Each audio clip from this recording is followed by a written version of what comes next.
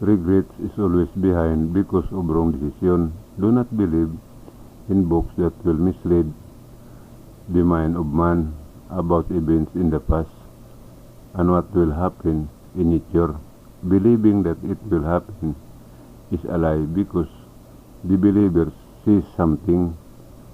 It is time to learn the words of time. It tells the truth. The punishment is slowly coming. The world is about to end.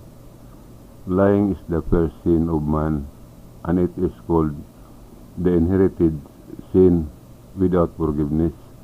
Adam sinned. He lied. He ate the fruit was forbidden to him. So they were expelled from paradise, and they were not forgiven. If you know something that can be forgiven, it is lie because the Creator does not change. Why is Mindanao called the Promised Land? Because of me. Me and the water is the promise in Mindanao. This spring water is different from water of nature. How the promise in Mindanao happened is like this. After disciple threw a stone on the mountain to choose who would be the leader, Peter was the first stone, so he became the leader. That night with his disciple, Christ Jesus told the story of his departure, and they slept together. At dawn, Christ Jesus woke Peter up and took him to Mindanao, Philippines, in the Far East. When they arrived at the place, Peter asked what place that was. Christ Jesus replied that it was the Queen of the East, and said that on the stone the Iglesia will stand.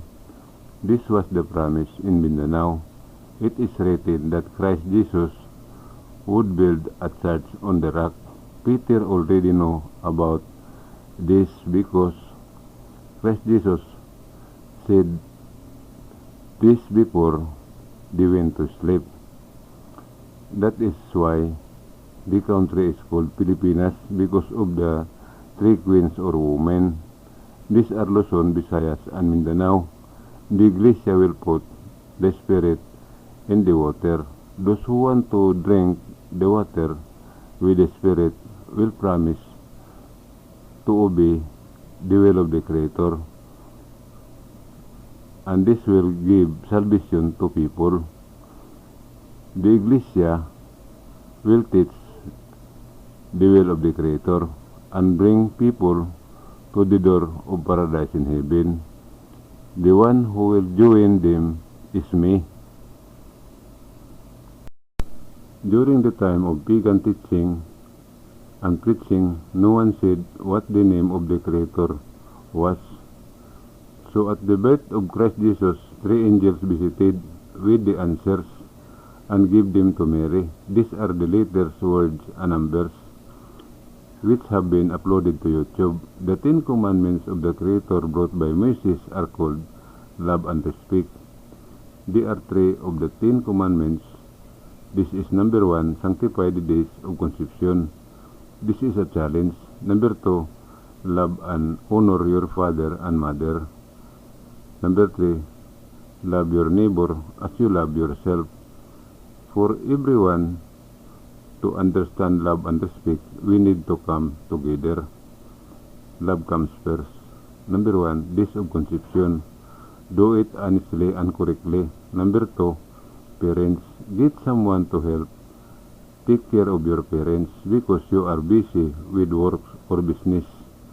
Number 3, neighbors, you will have a hard time explaining to your neighbors. Do a mission using social media, Facebook, Instagram, Twitter, etc. Tell people that true salvation is on YouTube. On this channel, Minandro Heavenly News, open and read or listen to the English voiceover. If someone comments or asks a question, the mission is over. The second is respect. Number 1, don't pretend. Number 2, don't hide your parents' Don't let them live in the back of your house, garage, and old people's shelter. Number 3. There are people who secretly instill the young minds of young people that when they reach the age of 18 years old, they are free and their parents should not interfere with them. This teaching destroys the life and soul of man because the Creator says nothing about respecting parents. For all those who have done this preaching, punish them endlessly. All the lives and soul you have destroyed will be ones who push or throw you into hell when the end of the world comes. Do not burn the body of a person.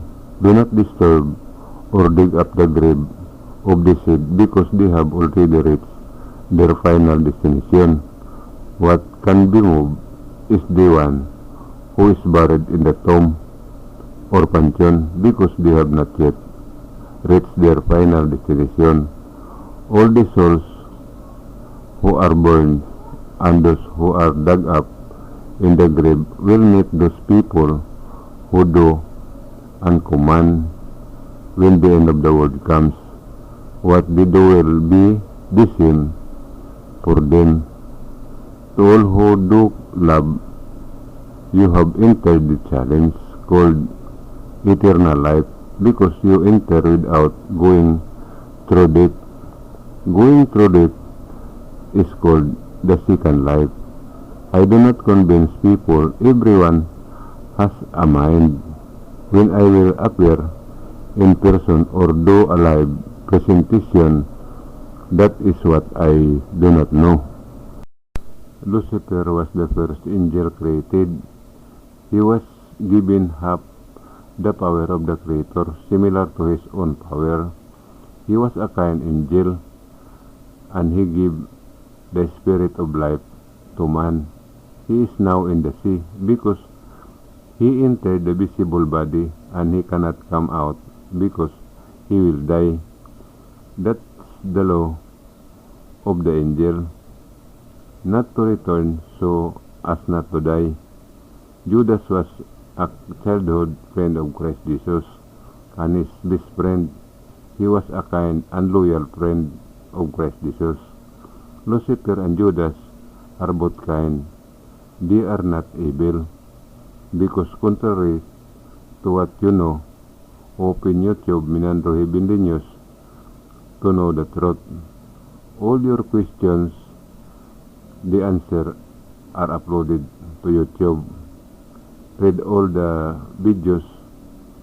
What is missing is how to drink water with the Spirit. I will upload it when this time comes.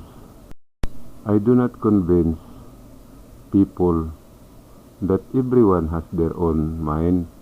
The Creator did not create angels, and Christ Jesus did not make friends with angels. Everyone who said that the angel Lucifer or Judas was evil is guilty of blasphemy against the Creator and His Son, Christ Jesus. Everyone who says that Lucifer is devil, evil, Satan, etc., when the end of the world comes, Lucifer will take all their souls to hell to show them that he is a good and kind.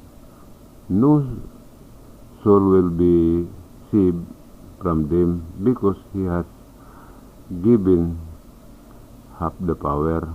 I am only telling the truth so that everyone can prepare for it. Mabuhay.